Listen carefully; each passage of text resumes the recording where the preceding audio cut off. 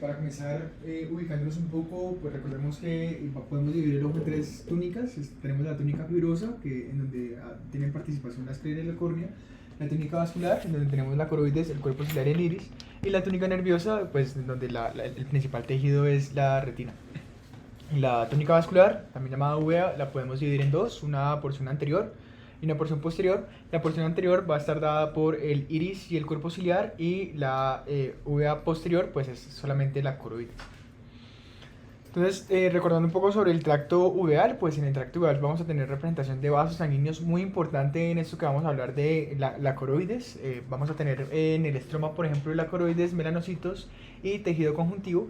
Y este tracto uveal va a estar interrumpido por dos aberturas: hacia anterior la pupila y hacia posterior el canal para el nervio óptico. Entonces, ya entrándonos ahí como en materia de lo que vamos a hablar el día de hoy, la coroides es importante para el suministro de las capas externas de la retina, y también pasan estructuras que van a ser importantes en la irrigación del tracto uveal anterior. Se dice que el 70% del suministro de la retina, y de hecho el 70% por ejemplo de la vasculatura que hay en el globo ocular está en la coroides. De hecho, a veces dan ese porcentaje como más alto. También es importante, por ejemplo, para el soporte metabólico de la retina, y ahorita lo vamos a ver un poco más a profundidad. La termorregulación, importante, por ejemplo, en la acción de los fotorreceptores, y la producción de factores de crecimiento. Hablando un poquito de embriología, tenemos que la coroides se deriva principalmente del mesodermo y de las células de la cresta neural. Lo podemos dividir en tres aspectos. En el primer y segundo mes vamos a tener la representación de los capilares; en el tercer mes las venas; y en el cuarto mes las arterias. Sin embargo, han habido estudios en donde ya se logran vislumbrar algunas estructuras venosas y arteriales primitivas desde el segundo mes. Hacia la séptima y quinta, entre la quinta y la séptima semana tenemos la representación de los melanocitos con producción de melanina, que vamos a ver ahorita en el estroma coroideo. Y hacia esta misma temporada tenemos la formación del epitelio pigmentario de la retina. Ahora, este epitelio pigmentado de la retina va a ser también importante para la inducción de algunas estructuras dentro de la coroides y la esclera, y cuando hay un fallo en esta inducción, pues tenemos que se pueden dar los colobomas. Una parte importante de la coroides, o la primera capa que vamos a hablar más adelante, es la capa de Bruch. La capa de Bruch está compuesta a su vez por algunas estructuras, y una de ellas es la membrana basal del epitelio pigmentado de la retina. Y como lo mencionamos anterior, con su membrana basal va a estar hacia la séptima semana. La membrana basal de los capilares va a ser 2 semanas después, y el colágeno que está entre las membranas basales, que lo vamos a ver también más adelante, está más o menos hacia la 12ª semana. Pues esto por la representación también de las células que lo producen, que son los fibroblastos. Sin embargo, esto ocurre en los humanos. En los mamíferos no humanos podemos ver que esta capa colágena se puede formar antes que la capa capilar, que ya la vamos a ver. Es decir, que los vasos, uno de los vasos importantes, o sea que se hace, digamos que al revés. En los mamíferos no humanos podríamos tener la representación del colágeno antes que los vasos. Como ya mencionamos, una parte muy importante es la vasculatura de la coroides, esta va a ser derivada de la arteria oftálmica. Vemos que hacia el segundo mes encontramos ya la arteria oftálmica y la arteria ciliar posterior, que están perpendicular a la coriocapilar. La arteria ciliar corta, las arterias ciliares cortas van a estar penetrando la capa esclerar en el tercio posterior hacia el tercer mes, ya las vamos a ver, al igual que las arterias ciliares largas ahí están en el cuerpo ciliar también hacia el tercer mes. Esto todo lo vamos a ver. Estamos hablando un poco sobre la embriología. Hablando sobre los melanocitos coroideos, estos se derivan entonces del mesodermo y la cresta neural craneal. De hecho, han habido estudios en modelos animales como anfibios, como modelos murinos, en donde se marcan estas células de la cresta neural craneal, y se dan cuenta de que en realidad casi todo lo que compone la coroides, excepto el endotelio vascular y la membrana basal del epitelio pigmentado de la retina, es derivado de este tejido de la cresta neural craneal. Y como dato ahí algo un poco de patología, y es que cuando hay prematuridad extrema, se puede ver la coroides como asiento de hematopoiesis extramedular. Ya hablando bien sobre la anatomía y la histología de la coroides, volviéndonos a ubicar, la coroides entonces es la porción posterior de la uvea, y pues limita hacia anterior con el cuerpo ciliar. La distinción entre coroides y cuerpo ciliar se da desde la hora serrata. La coroides tiene un grosor entre 0.22 y 0.3 milímetros en el polo posterior y 0.1 a 0.15 milímetros en la parte anterior y periférica. La diferencia en el grosor, es decir, que sea más grueso en el polo posterior, se da por la representación de los vasos y mayor células en el estroma del polo posterior, y esto lo vamos a ver un poco más adelante.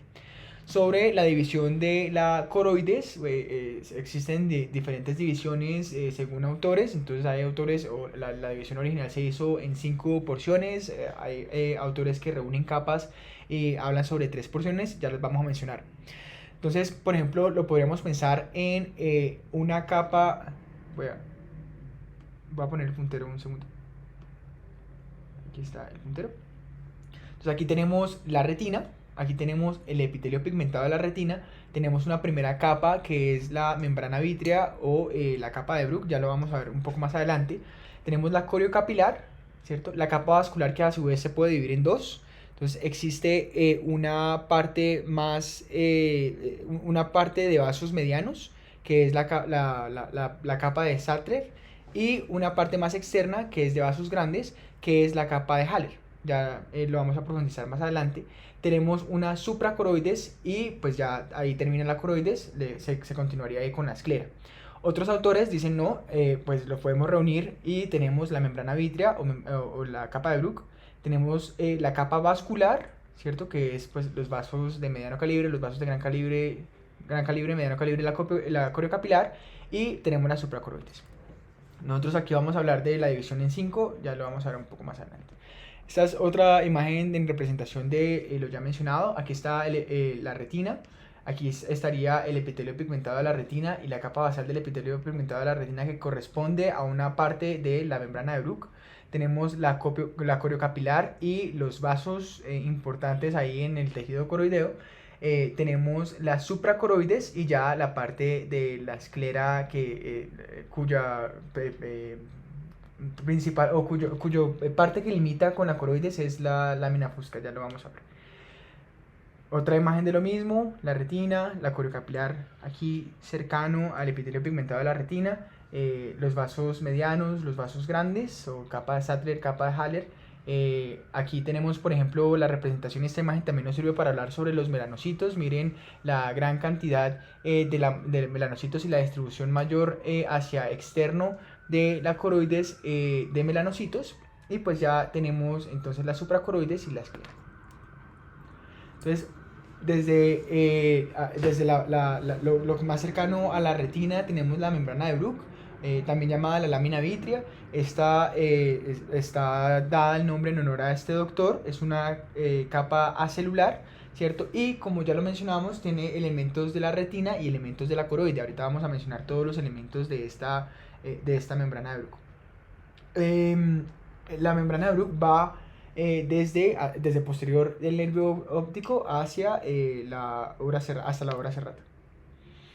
Entonces, como lo decíamos, pues tiene capas tanto de la retina como capas ya como tal de la coroides. Digamos que, por ejemplo, el epitelio pigmentado de la retina, pues es de la retina, pero esa membrana basal va a ser parte de la porción más interna de esta lámina vítrea. Entonces tenemos desde interno a externo, tenemos la membrana basal del epitelio pigmentado de la retina, que es esta acá, una zona colágena interna, una capa de tejido elástico, una zona colágena externa y la membrana basal de la coriocapilar, que es la porción siguiente. Entonces, tenemos que la zona colágena interna y la zona colágena externa son fibras de colágeno que están distribuidas de manera aleatoria de una medición más o menos de 60 nanómetros que se unen a sí mismas, es decir, la zona colágena interna también puede atravesar la capa de tejido elástico y unirse con la zona colágena externa en algunos puntos. Estos son como las partes de la lámina de Bruch. El siguiente punto de la lámina de Bruch, que aquí la tenemos, entonces tenemos nuevamente para recordarnos, tenemos la retina, tenemos el epitelio pigmentado de la retina, la membrana de Bruch que ya hace parte de la coroides y hacia externo tenemos la coriocapilar. Entonces la coriocapilar realmente tiene una gran variabilidad anatómica porque vamos a ver que aquí es donde está la representación de la bifurcación, de los capilares, de los vasos que vamos a hablar más adelante. Tenemos acá, pues ya vimos la ubicación, está entre la membrana de Bruch y las otras capas de arterias y de venas de la coroides. La diferencia de medición es hacia anterior más o menos mide 20 micras, hacia posterior 50 micras, ya sabemos que hacia posterior hay mayor representación de la vasculatura y la importancia de esta coriocapilar es realmente la difusión de oxígeno y nutrientes. Entonces tenemos que hacia, por ejemplo, desde la coriocapilar hacia el epitelio pigmentado y hacia los fotorreceptores, pues podemos difundir oxígeno y nutrientes y desde la capa de fotorreceptores, pues vamos a tener la posibilidad de sacar los desechos metabólicos de estos tejidos, ¿sí? A través de la coriocapilar. Y para ello nos sirve que este endotelio de la coriocapilar sea fenestrado. Entonces hay unas grandes fenestras pues, que permiten esta difusión del oxígeno y de los desechos metabólicos. La coriocapilar nutre el tercio externo de la retina en el globo ocular, excepto en la mácula, en donde nutre realmente todo el espesor de la retina. Entonces ya sabemos que la coriocapilar son esos capilares que se bifurcan. Vamos a ver desde dónde vienen esos capilares, qué vasos sanguíneos nutren esa coriocapilar. Entonces todos los vasos sanguíneos que vamos a hablar son ramas de la arteria oftálmica. Vamos a tener representación de dos arterias importantes, como ya dije, ramas de la oftálmica, que son las arterias ciliares posteriores y las arterias ciliares anteriores. Las arterias ciliares posteriores, a su vez, van a dividirse en las cortas y las largas, ¿sí? Y pues se van a dividir en su porción nasal y temporal, ambas. Entonces tenemos las ramas de la arteria oftálmica, las arterias ciliares posteriores y las arterias ciliares anteriores. De las posteriores tenemos unas posteriores cortas y unas posteriores largas. Y cada una de estas las vamos a ver más a profundidad a continuación. Esta es una representación, este concepto lo vamos a ver en repetidas ocasiones para que nos ubiquemos en el globo ocular. Entonces ya sabemos que tenemos arterias ciliares posteriores cortas y largas. Aquí están las posteriores cortas y largas. Vamos a ver qué hace cada una. Y las arterias ciliares anteriores. ¿Sí? Entonces la arteria ciliar anterior es esta de acá, que estoy señalando acá, que lo que va a hacer es que se une con la arteria ciliar posterior, ¿cierto? Entonces aquí está la unión, ¿cierto? Arteria ciliar anterior con la arteria ciliar posterior larga, y ello va a nutrir, por ejemplo, la parte del iris, ¿sí? Pues que ya hace parte de la bóveda anterior. Pero la importancia, por ejemplo, de la arteria ciliar posterior en la coroides es que ella va a dar también unas ramas recurrentes, y estas ramas recurrentes pues van a nutrir la coriocapilar o van a dar esos capilares de la coriocapilar cercano a la región ecuatorial, ¿sí? En la parte de las arterias ciliares posteriores cortas, pues lo que van a hacer es que van también a penetrar la esclera y van a nutrir la parte posterior de la coriocapilar, ¿sí? Entonces estas son la representación de las arterias. Ahorita también vamos a hablar un poco de las venas. Estas son las venas vorticosas, pero ya vamos a ver qué son. Entonces nuevamente, para repetirlo, las arterias ciliares posteriores cortas, aquí pues no se ve muy bien la penetración hacia la esclera, pero ellas entran, rápidamente se bifurcan, las arterias ciliares posteriores cortas, y nutren la parte posterior de la coroides, mientras que las arterias ciliares posteriores largas lo que van a hacer es que entran también por la esclera, y pueden, o parte de su función es anastomosarse con las arterias ciliares anteriores para nutrir el iris, pero también parte es dar unas arterias recurrentes que van a nutrir la parte ecuatorial de la coroides, de la corocapilar. Estas nuevamente son las venas vorticosas. Hablando de cada una, hablemos de la arteria ciliar posterior.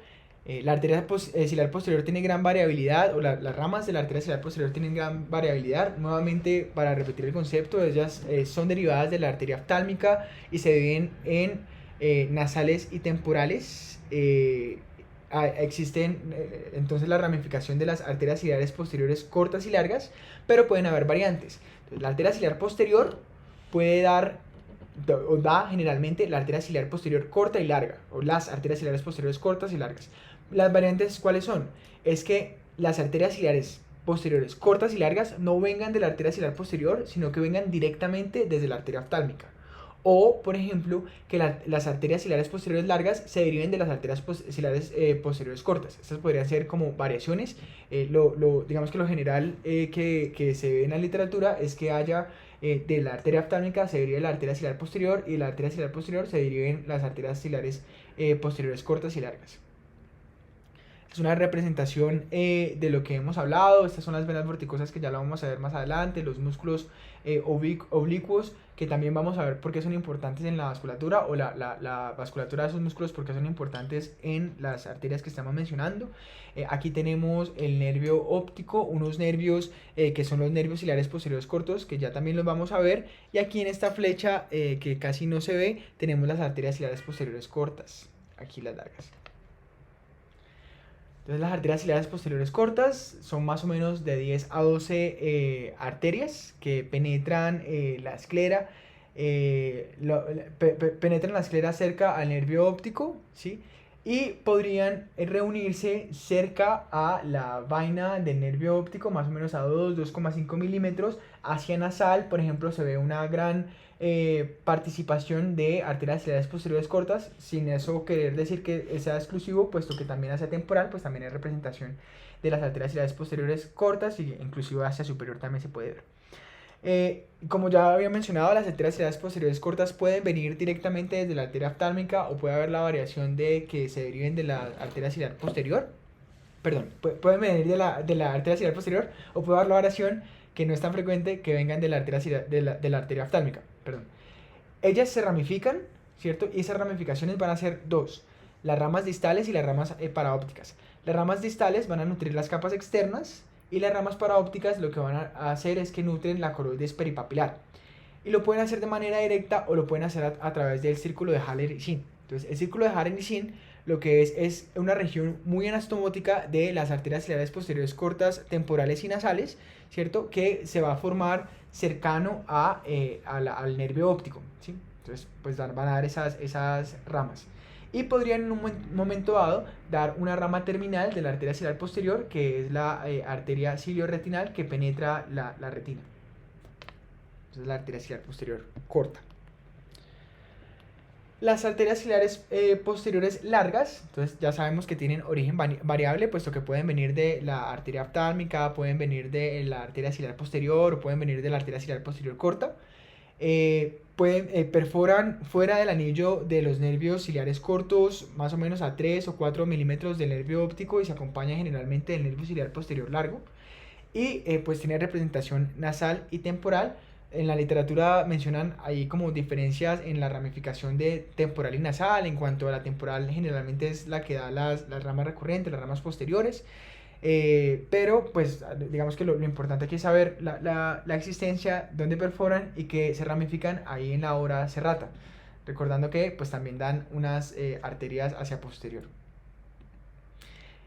Esto lo que hablamos eran las arterias ciliares posteriores. Ahorita hablemos de la arteria ciliar anterior, que es la otra arteria que nos falta, que surgen desde las arterias musculares. Entonces, la arteria oftálmica da las arterias musculares, directamente las arterias musculares del músculo recto superior, del recto medial y del recto inferior.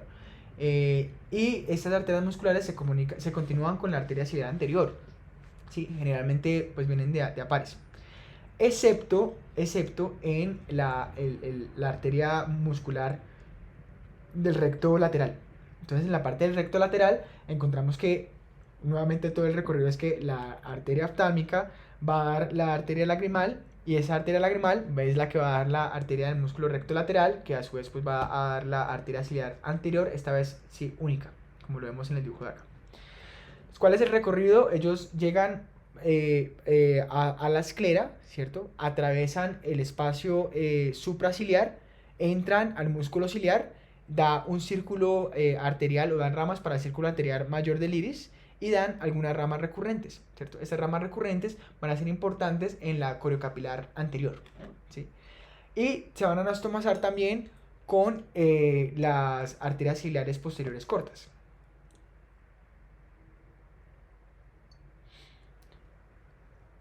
Ya hablamos todo lo de la vasculatura, hablamos de la coriocapilar, hablamos de las capas vasculares y digamos, qué estructuras o qué arterias grandes daban a esas capas vasculares junto con la coriocapilar. Hablamos de la parte más interna, que es la lámina vitrea, la membrana, la membrana vitrea. Nos falta hablar de la última capa, que es la supracoroides.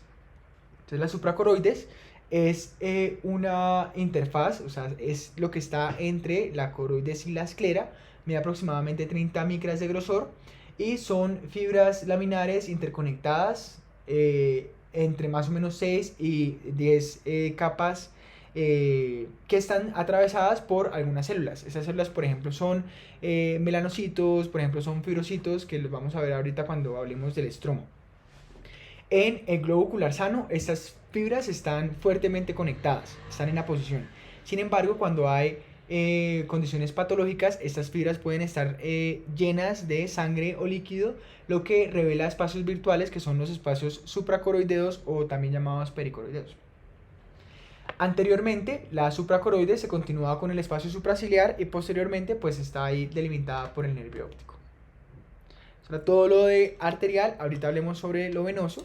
Aquí importante, por ejemplo, reconocer en el sistema venoso es que no es paralelo con el sistema arterial, es decir, que a cada arteria no le corresponden dos venas, o así como en otras partes de la economía corporal, está situada hacia allá la parte externa de la coroides, y la medición es diferente en la parte, por ejemplo, de las vénulas postcapilares, pues pueden ser pequeñas, más o menos 10 micras, hasta 300 micras las cercanas ya a la ampolla, las cercanas ya, por ejemplo, a las venas vorticosas.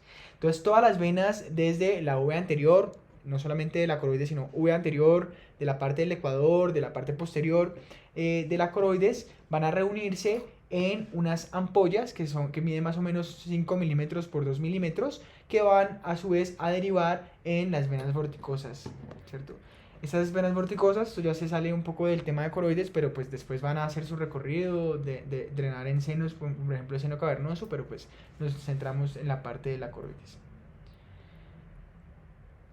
La inervación de la coroides está dada por nervios ciliares largos y cortos. Estos nervios, por ejemplo, hablemos primero del nervio ciliar largo. El nervio ciliar largo viene desde la rama oftálmica del trigémino, o sea, D1 da el nervio nasociliar, que a su vez da el nervio ciliar largo, ¿cierto? Y que lo que hace es que puede recoger la parte sensitiva de, por ejemplo, la córnea, de, por ejemplo, bueno, algunas partes sensitivas, y las lleva hacia el ganglio del trigémino. Esto también se acompaña de fibras simpáticas, y estas fibras simpáticas se derivan del ganglio cervical superior. Estas fibras simpáticas, las podemos ver acá, aquí están en representación en rojo, vienen como en todo el nervio nasociliar, hacen el recorrido, nervio ciliar largo, y se van, y lo que son importantes las fibras simpáticas para la dilatación de las pupilas. A su vez, bueno, esto es, digamos que lo más importante del nervio ciliar largo. El nervio ciliar corto tiene tres partes, que son las sensoriales, las simpáticas y las parasimpáticas. Entonces el nervio ciliar corto, no sé si recuerden la foto donde había el globo ocular y las cenes que entraban cerca del nervio óptico, pues ellos penetran la esclera más o menos a 2 o 3 milímetros de la vaina dural del nervio óptico, y contienen fibras mielinizadas y no mielinizadas, pues porque contienen fibras sensoriales, fibras simpáticas y fibras parasimpáticas. Las fibras sensoriales van a ir hacia el ganglio del trigémino y ellas van a inervar la córnea, el iris, el cuerpo ciliar y la esclera van a llevar esa información hacia el ganglio trigémino. Las fibras simpáticas también vienen del ganglio cervical superior, así como la de los nervios ciliares largos, y las fibras parasimpáticas vienen desde el tercer par. Entonces, desde el núcleo de Edinger-Westphal van a viajar, ¿cierto? Esto viene ya desde el óculo motor, ¿cierto? Y va hacia el nervio ciliar. Ya sabemos que aquí el ganglio de estación importante es el ganglio ciliar, como lo mencionábamos antes.